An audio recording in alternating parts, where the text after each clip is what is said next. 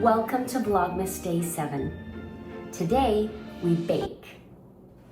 If you watched yesterday's vlog, you'll know that I tried in vain almost all day to find a gingerbread cookie cutter. I ended up ordering one on Amazon and it is set to arrive anytime now.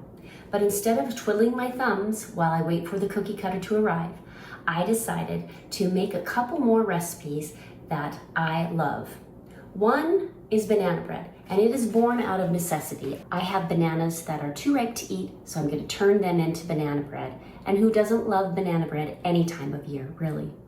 The second thing I want to bake while I wait for my gingerbread man cookie cutter is Garten's outrageous brownies. These brownies are amazing. They truly are outrageous. And they were inspired by the brownies that my granddaughter and I made for her class. This is an upscale brownie that you could take to any event that you're going to and people would be swooning. They're amazing. And then, of course, we will be doing the gingerbread men as soon as I get that cookie cutter. So we have a day ahead of us of baking. Let's do this. Welcome to Vlogmas.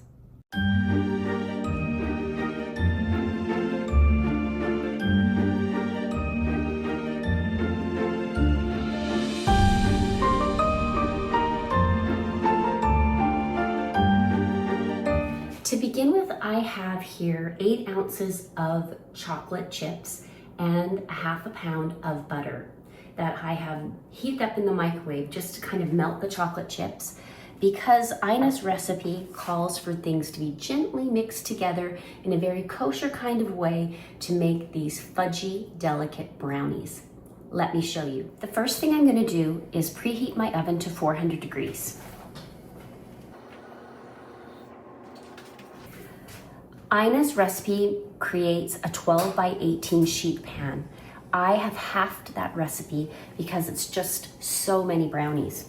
So in this bowl, I have the chocolate chips and butter, as I told you, and it has been slowly warming up and melting together, and they're just about melted.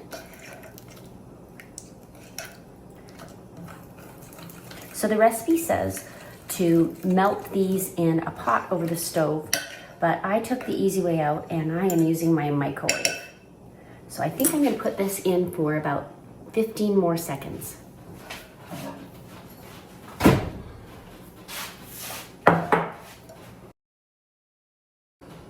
All right, these chocolate chips and the butter is melted perfectly.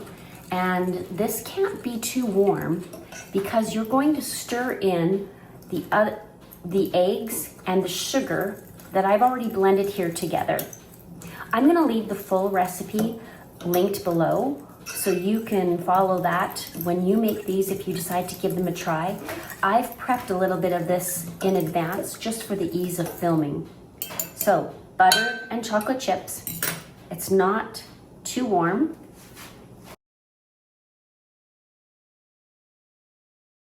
We are going to add the eggs now, and we don't want the eggs to cook. So this is eggs, sugar, and vanilla. And the recipe says to just gently mix these two together. So that is exactly what we're going to do. Not beat, just stir. Stir these together so they're incorporated.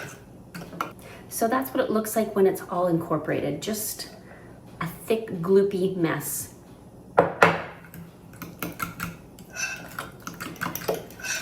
There's an astoundingly little amount of flour in this. Half of the flour is with the chocolate chips and walnuts in this bowl, and the other half of the flour, baking soda and salt, are right here. So I'm gently gonna mix that in before I add the walnuts and chocolate chips. And the reason why the chocolate chips and walnuts have a little dusting of flour on them is because that will help them to stay afloat throughout the brownie mixture, which means they won't all sink to the bottom and you'll have an even disbursement of the nuts and the chocolate chips throughout the wonderful brownies. Okay, so I've just gently and not too preciously stirred in that flour. There's little lumps, that's okay. And now I'm gonna gently stir in the remaining ingredients. Okay, I've probably overmixed that a tiny bit, but I've got them incorporated very well there. Let me just clean this up a bit.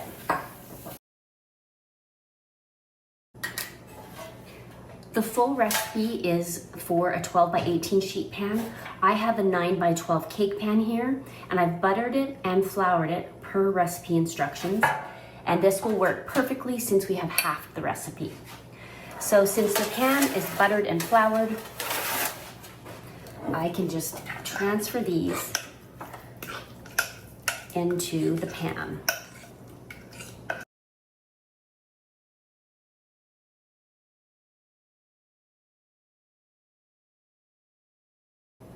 So I'm just spreading this out as evenly as possible. And then I'm going to do something that's a little bit annoying, but it works very well. Just drop it a couple of times to make sure any air bubbles get out. And this is ready to go into the oven as soon as it is preheated. The next recipe is banana bread. So to begin, I have 4 large bananas that I have mashed and let kind of sit in this bowl. To my 4 large mashed bananas, I am going to add a half a cup of butter. Grab my little Christmas spatula here, and I'm going to give that a quick mix. Then I'm going to add a half a cup of coconut sugar. You can use brown sugar, you can use granulated sugar. I like to use the coconut palm sugar whenever I can. One thing I love about banana bread, it's kind of like a dump and go cake. You can't go too wrong as long as you mix the raising or leavening agent with the flour in advance. Now I'm going to add the eggs. I always like to crack my eggs into a bowl before I dump them in, just to make sure that all is well with each egg. 9 times out of 10, it's perfectly fine. But that one time you don't crack the eggs into a bowl before you add them, it's very possible the egg could be bad and then the whole recipe is ruined. All right, so I'm gonna mix that up a little bit and add about a teaspoon of vanilla. All right, now I'm gonna give this a good mix. Okay, that has mixed up lovely. And it is time to add the flour, which has some baking powder and some salt in it as well. And I've just given that a quick little mix, and I'm dumping that in. And I'll sort of gently mix that in as well. The gentler you can be with your flour and your eggs, the more delicate your finished product will be. I decided last minute to add a little bit of crushed pecans. This is about 2/3 of a cup of chopped pecans. Once I have this batter pretty much mixed, you can see there's still some white spots in there, and you want to make sure that all that flour is incorporated. I reserved a tiny bit of the flour because I'm going to mix it with the pecans for the same reason that we did that with the brownies. I can just kind of toss it with my hands. This way, the pecans won't sink to the bottom of the banana bread, and hopefully they'll be evenly dispersed throughout the bread. In those go. I'll gently mix those in. And every baker has their method for mixing and stirring. Baking really is like magic. Great, that looks wonderful. All right, next step. Did you know that Pam is different than other sprays that you can get? But Pam is different in the fact that it has flour mixed in with the oil. So essentially when a recipe asks you to butter and flour, this is the butter and flour all in one canister, which makes it a little easier. I am going to use this Pam on my glass loaf pan, and I do spray it up the sides a tiny little bit because I want it to release easy when it's done cooking.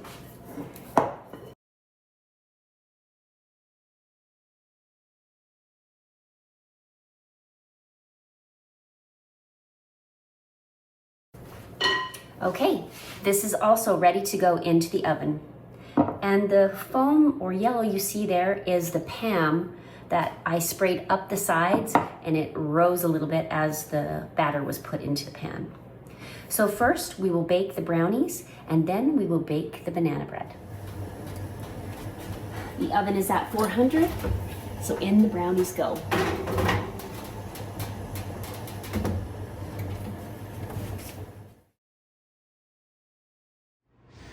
They look amazing. And now we wait for them to cool. The banana bread has been in for about 30 minutes, but it's not quite ready. Needs a little more time.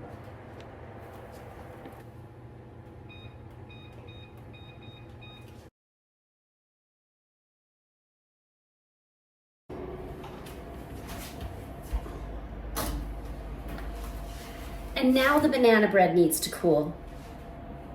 Unfortunately, the gingerbread cookie man cutter has not arrived yet, but hopefully soon. Well, great news. I am the next stop on Amazon delivery. So that means I can prepare my gingerbread dough to be cut with the cookie cutter. So I have the dough here. I just took it out of the fridge. It needs to be a little cool to bake properly. I'm going to cut this into quarters.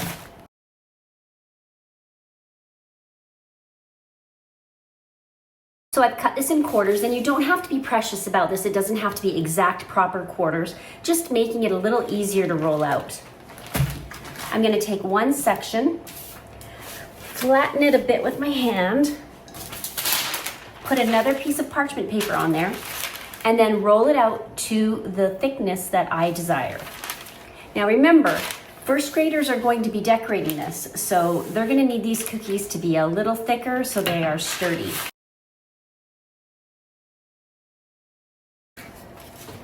The cookie cutter has arrived, and it's huge. I went for the 5-inch one, and oh my gosh, I hope I don't regret this. I hope I have enough dough.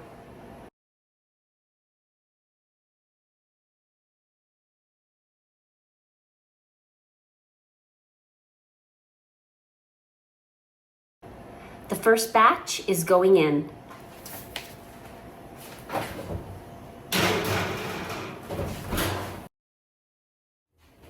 Well, it all happened. It all came together. The brownies, delicious. The banana bread, 2 thumbs up. I've already eaten a piece. And I was worried that I wouldn't get enough gingerbread men out of the dough that I had. I actually have 23. So I have 3 extra in case of incident or accident as the kids are decorating them. What a well-accomplished morning. Like I said earlier, I will leave all these recipes linked below, so if you want to try them and let me know how they turn out for you, I would love to hear about it. This is where I'm going to wrap up the video. I hope you guys have a great rest of the day, and I can't wait to see you tomorrow. See you then. Bye.